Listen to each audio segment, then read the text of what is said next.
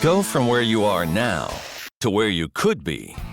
Get expert tips to grow your business, to be more productive and more efficient, whether you're trying to build influence, grow your community, or make it rain.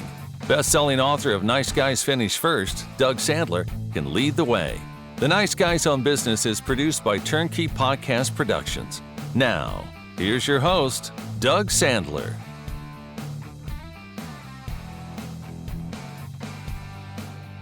All right, welcome back to the podcast, Nice Guy Community. Today on the Nice Guys, we've got a pro who makes sure your business doesn't fall apart the moment your tech decides to take a coffee break. As CEO of XSolutions, Michael Layland leads a team that keeps small and mid-sized businesses secure, supported, and actually up and running without the usual IT headaches. Known for proactive service and real human support, yes, they actually answer the phone. His approach is all about presenting problems and preventing problems before they cost you time and money. Today, we promise no tech jargon, because I don't know any, unless you start it. Michael, welcome to the Nice Guys. Doug, thanks so much for having me here. And yeah, we'll keep the tech jargon to a close to zero number for your audience out there. Nobody wants to be listening to a bunch of code language. Well, you know, and nowadays with ChatGPT, we don't even need to know code anymore anyway. Or maybe we do. At least I don't need to know code at my level. So talk to me about IT. What does my entrepreneurial audience need to know from a 35,000-foot approach about IT, other than the fact that when you call somebody, when you have an IT problem, you want to be able to speak to a human being or get a human response? So talk to me about that. Well, you definitely do want a human response, and it's getting rarer. You brought up AI, and we'll probably dive a little bit into that at some point as well. But from a technical side, what entrepreneurs need to know is that IT, it feels like this black box. I mean, I've met so many entrepreneurs where they have a whole bunch of wires and cables and machines blinking in a closet somewhere, and nobody knows what it does. And if you breathe on it wrong, the website goes down. And that gets you by. But to scale and grow your firm, which I know most entrepreneurs are looking to do, you need to treat it more with a distinct plan of where you want to take it, because IT, while maybe not glamorous and fun, can be an engine to help grow the business if it's done smartly. It's about planning and implementing technologies that are right for the field you're in, and then scaling it with your business to maximize your message and reach. Okay, so can I break that down for just a moment? Because I want to explain this to an entrepreneurial community, and really to me, because I'm not 100% sure where IT fits into our world, other than knowing we're using Monday.com for a project management software, and we use all of these technologies in editing and producing and distributing, and each thing has its own specific platform. At what point do you need a manager to manage every one of those platforms, as opposed to just somebody that on our team that's an expert at Monday.com, or somebody that's an expert in our hosting resources or distribution platform? When do you need to have somebody that knows everything about what you got going on? Well, that's actually a really good question. The answer is that it scales as you scale, right? So the solo entrepreneur, they need someone who's got their back, but they don't necessarily need to hire someone in, right?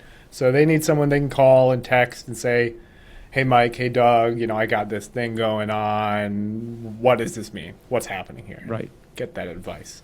The shop that's starting to grow a little bit, maybe they have 5, 6 people. They're maybe working in an auto mechanic shop, or they're doing car detailing, or whatever they're doing. Yeah. They might start wanting to look at someone who can oversee it. You might not need like a full managed IT shop to do that. You don't have to spend tens of thousands of dollars. But there are companies in the middle. In IT land, we call them break-fix companies, where they know your stack, they know what's going on. You call them when something's broken and they fix it. So that's a good spot for them. But when you start hitting 10, 11, 12, and beyond people, the complexity starts to develop, and it starts to get time intensive, Doug. So I mean, you might have a bunch of people on your team who specialize in all these different areas and they can figure it out. But their time and would be better utilized producing and focusing on the things that they do best, helping grow the business, working on the business, not so much in the business. And that's where you typically see someone like me show up, but that's neither here nor there, and essentially guiding the business strategy. And how do these things talk to each other? Is there a way to streamline the efficiency? Can we help maximize whatever you're doing at that time? Are you paying for a bunch of stuff you don't need? That's a big one. A lot of people have subscription crawl where, you know, you have like 15 different services and then you have 20 different services. And advice would be, if that might be you, I highly encourage you out there to take a look at your credit card statement, because I've caught myself with like 15 different services. It just gets away. Yeah, and I think about when we originally got started, one of the biggest areas that we didn't really have an expertise but needed help was stuff like our website. You know, so we call Nicole, and Nicole's been our website person for a very long time. The rest of the IT we handle internally, and I'm not saying that that's the right way to do it, but my partner is very good at systems and processes, so he manages the Monday.com. But the challenge gets to be, okay, well, how do we know who's supposed to handle what? And how do we allow IT to help our business grow rather than it being an anchor when we have a problem? Like if our security certificate goes down on our website, our website is down, and that's never good. You don't want your website being down, especially if it's our only, resource that we use when somebody is interested in hiring us to bring us in. A day down with that is certainly not good. So what are some of those initial questions that somebody should be asking you, or maybe what questions do you ask them to determine, is it time to bring in a company like XSolutions to help them resolve any IT issues overall? Yeah, that's very interesting. It is a little dynamic, but I'll give you some generalizations here. And by no means am I saying everyone out here should call us. You should do what's best for your business, of course. But that usually is at least finding the single source of truth of what's holding you back, right? So there are ways of doing that. So if you have team members on your team who are spending more than 10, 20 hours a week working on IT-related things, and their job was not hired to be an IT person, right. You might have a bit of a scope creep going on there. And I know all of us entrepreneurs, we love wearing multiple hats. We'll stay up 24 hours a day, get absolutely no sleep, and somehow keep going. But you should be able to reclaim a little bit of that time. And at least, if you're not going to put it into sleep, put it into an area of the business that needs some TLC. Understood. Right? So if you're looking and you have someone with 10 or 20 or more hours and they're not a dedicated IT rep, that's a big one. If you're running into the same problem multiple times, so if your email breaks once, that's unfortunate, but we fix it, right? Mm-hmm. If the email has broken 4 times in the week and every time it's the same solution or something adjacent, there's a deeper underlying problem there, and we're just kind of throwing Band-Aids on it, but the water keeps leaking through the cracks. And that's the kind of small things that, while most business owners might not pay too much time to it, if a fix only takes 15 minutes each, that adds up to real time, real measurable impact on what they're trying to do. Instead of focusing on getting that new sale or landing that big contract, they've now designated an hour in that last situation, 15 times 4, just while the email wasn't sending. And it kind of stacks and stacks and stacks. So help me for a second. So the scope of work that a company like XSolutions does, or any other IT company, and I know that there's probably a variety of them that are out there.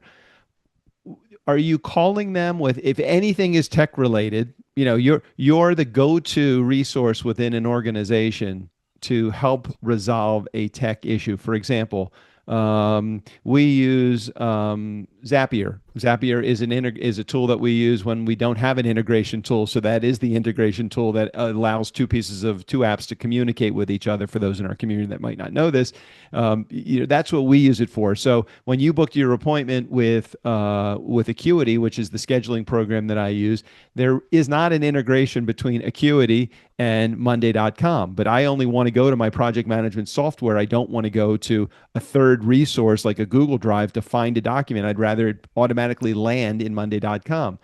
Are you the company that we would go to when we say, hey, we need a solution that connects Acuity to Monday.com, and we don't want to spend our resources doing it. We'd rather have somebody that knows how to do it, probably can do it faster, which ultimately means, even though we're having additional expense, probably also means cheaper.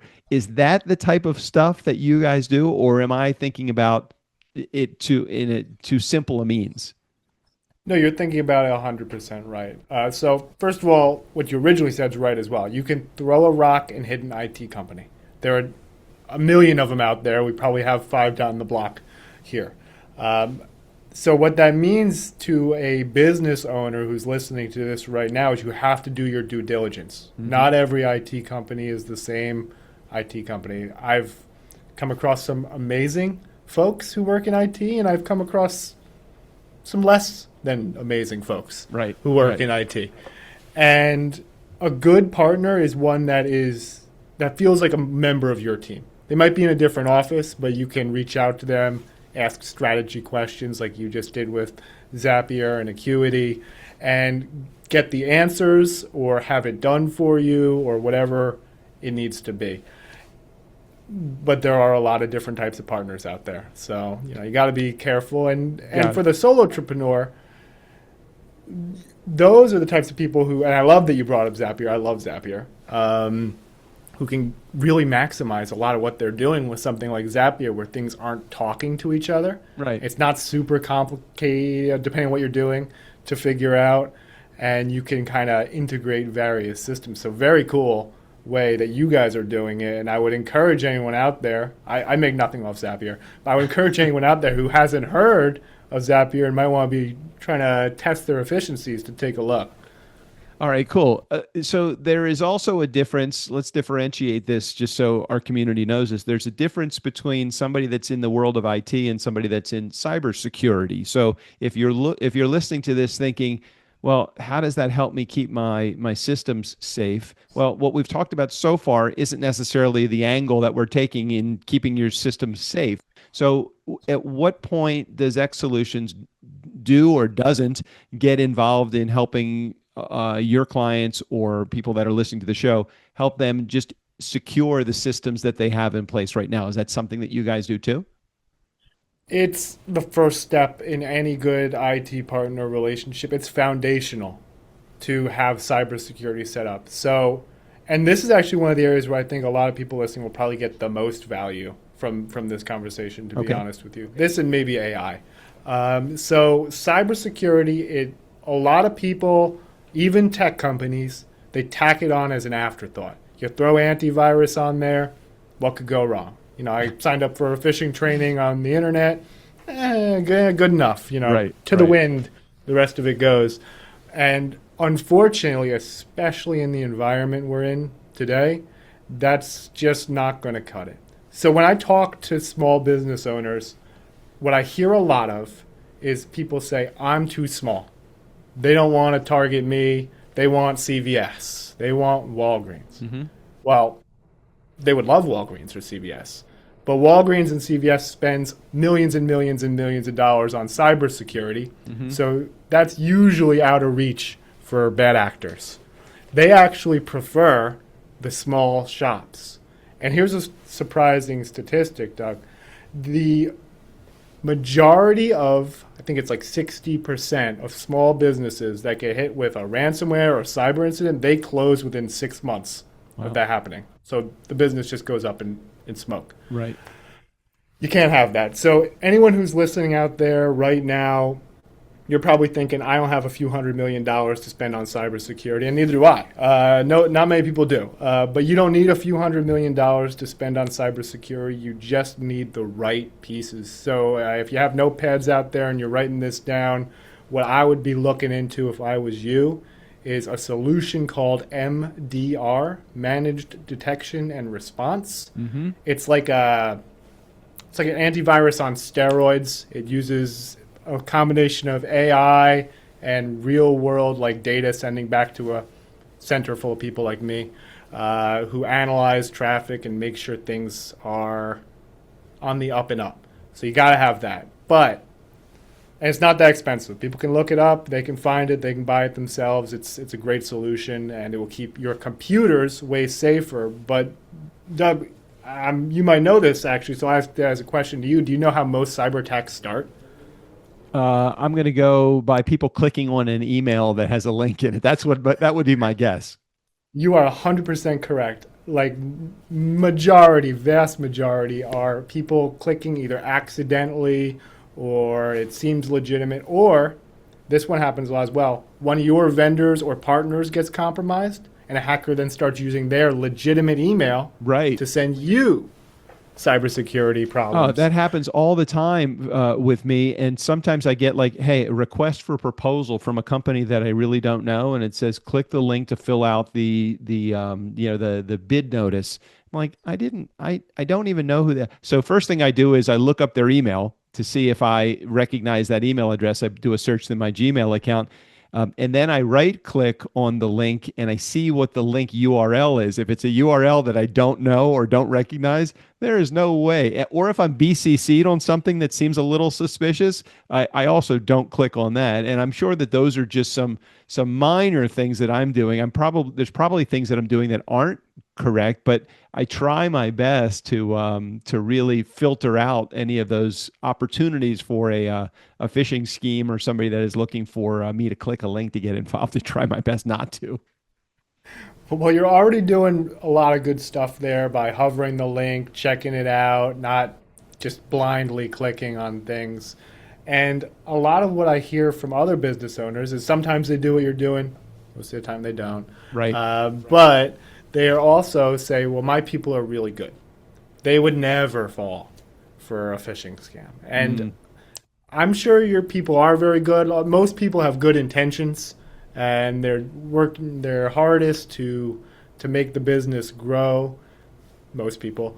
But accidents happen. So when it comes to phishing and protection, there are also very cheap systems out there that help filter these. They plug directly into Microsoft or Google or whatever you're using to help minimize the chance of these attacks. And then the last thing I'll say on this, and nobody wants to ever do this when I say it, Doug, for full transparency. Everyone's always like, I'm not doing that. But it's training. It is training. If you and your team aren't paying attention frequently to what's happening in the world, then the chance just kind of creeps up over time that something will slip through the cracks. I'm not saying spend 30 hours a month training the team, but like 5-10 minutes a week with a quick little hey. It seems like awareness is probably the most, and just don't let your guard down as best you can when you're in unfamiliar sites, or when you're looking at an unfamiliar email. I would think, like you said earlier, is the number one way that somebody has access to your computer. We don't realize how vulnerable we are just by clicking a link, that it actually could put something into your system that is just, and I can't say that I'm not guilty of it in some things, but most of the time I try to be very diligent. So I think you're right. I think just having awareness is the way to go. It 100% is. And I'll just give you a little preview. This isn't something we have right now, but it is something I'm going to offer to people. I said I wouldn't sell anything. I'm not selling anything. This is free. I like giving away free things. We are going to be doing free annual trainings for people for this sort of stuff. Yeah. So, if someone's listening right now, I'm sorry, it doesn't exist yet. But in the future, in the near future, there'll be some annual training out there.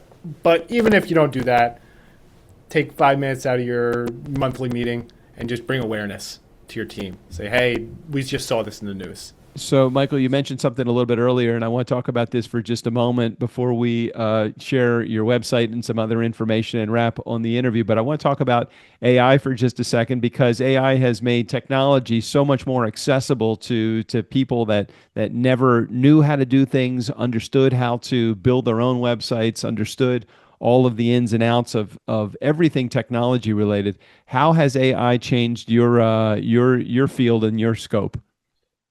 AI is so impressive, but scary at the same time. There's a lot of people out there that are afraid AI is going to take their jobs, and that's a real concern, especially for some industries. And then there's other people out there who use AI every single day, right? Mm-hmm. So from the tech side, it's about implementing it smartly and securely. What a lot of people don't know, depending on the AI you may or may not be using, is if you're on those free tiers of AI, chances are it's training on your data.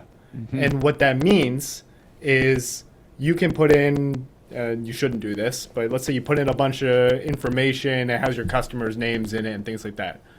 Well, because it's being trained on that, if one of your competitors goes over to AI and they type in, hey, I'm looking at the Nice Guys on Business podcast and what are their financials? If you put the financials into that free one, then out spits your financials like Google, but in an AI kind of format. And that's gotten a lot of people in trouble. It's gotten some big businesses in trouble as well. There's been some blueprints that shouldn't have been in AI that engineers paced over. So, look, AI, it's impressive. It's growing. It talks like it 100% knows what it's talking about. But it likes to lie. Yeah, yeah. It's sometimes it's not right. I mean, there's many times that I have put in and by the way, if anybody goes through my data at ChatGPT, they'll see that they have an overwhelming amount of information about old Ford pickup trucks, Ford Mustangs, and how to smoke meats. Other than that, I'm not sure how much I've given away. I might have put, geez, I hope I didn't put a tax return in there, but I may have put that in there at one point, asking them questions about that. But yeah, I could see that that could be a definitely an area that could be leaving you vulnerable. If you're putting that much information in ChatGPT.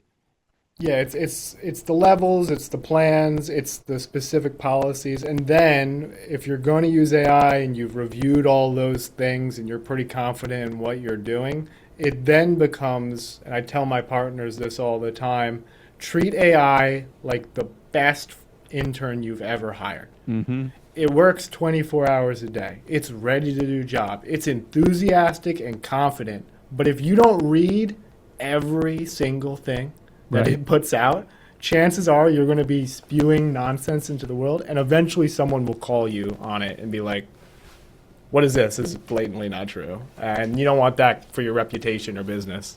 Well, Michael, were you the guy that was in like high school or college, and you were always like dismantling computers or trying to figure out the behind the scenes, or at the C prompt you're doing in that kind of stuff?